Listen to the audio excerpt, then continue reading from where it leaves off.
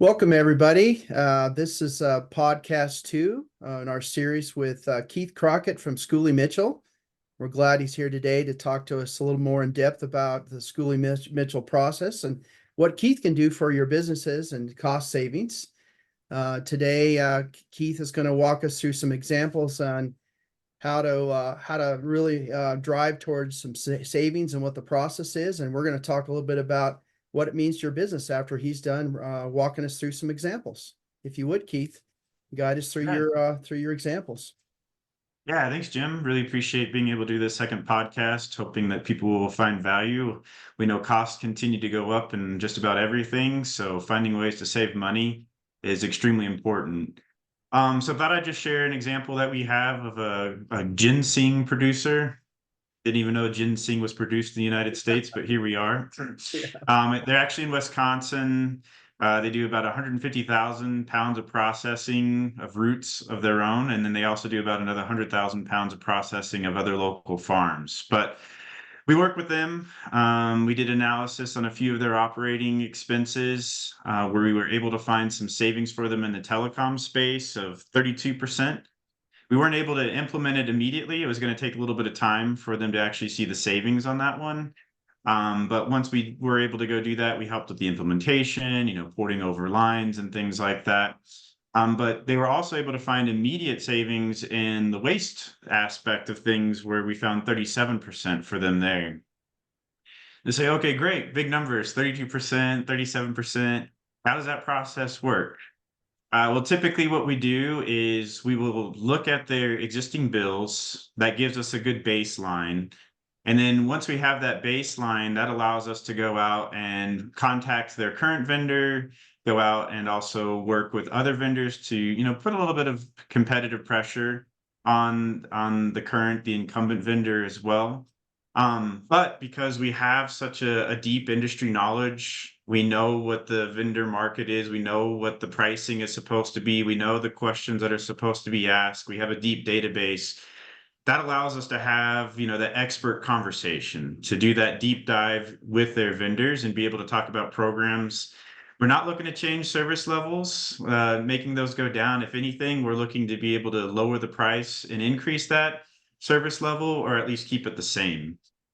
So since we know that industry, since we know the space, that's really how we're able to get those savings for, like we just saw with this ginseng company, 32%, 37% can have a pretty big impact on any business. And that's what I like to talk about from a percentage perspective instead of dollars all the time. Because a percentage, a lot of times, it doesn't matter what size the company is.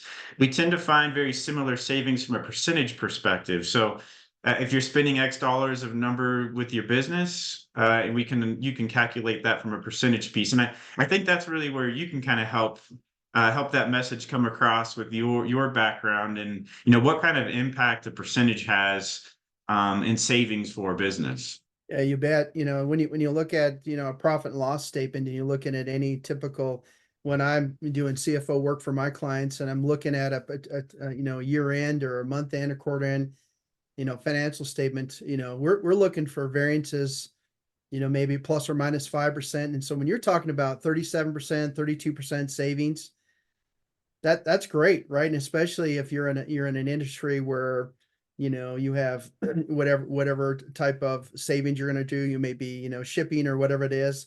So if you can save those kind of things and people have a large amount that they're spending on, it could be significant to what they're trying to do in their business. And the way I look at it, every dollar we can save, we can redeploy back in the company, right? We can hire more employees, we can give bonuses to people, give benefits, that kind of thing. And so, I really appreciate what you're trying to do for your clients and our clients, and try to help them save. And so that's significant. And so, it's not a lot of work on their side, right? I mean, right, Keith?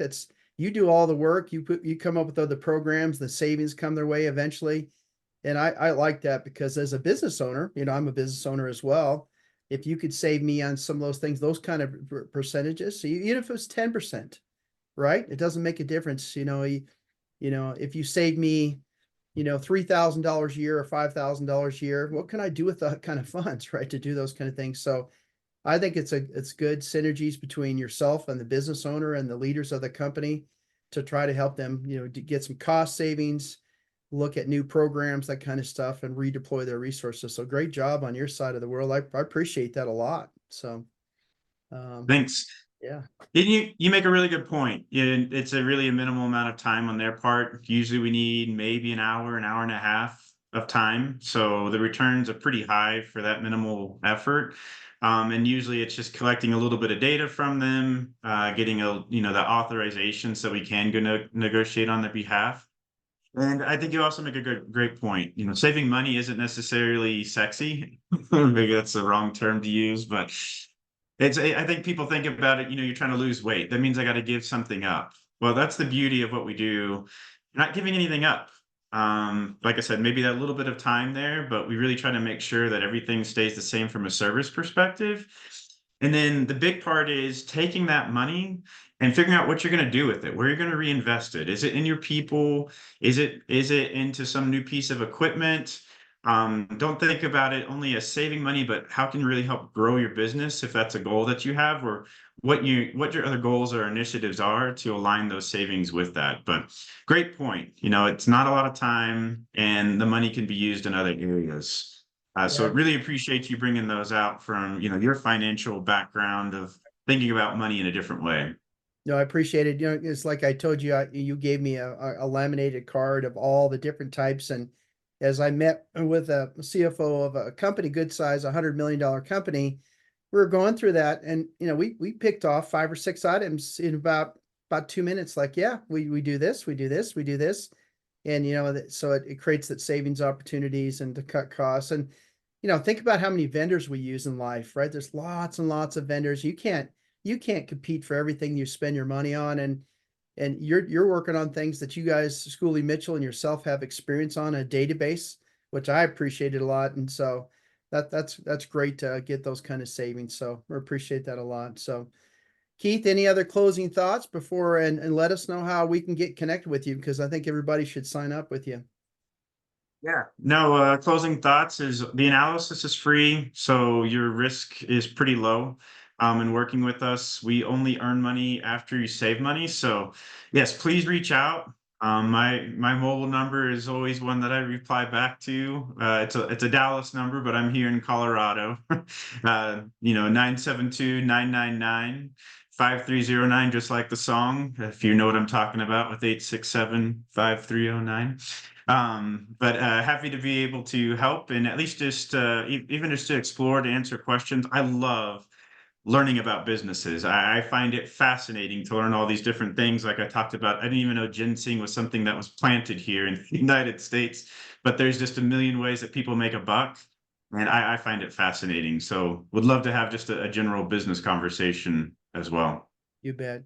Well, thank you, Keith. And this is podcast 2. We'll look forward to podcast 3 coming up, but we'll even do some other greater things. So appreciate it. And I hope everybody enjoyed this podcast, and have a good day. Thanks, Jim.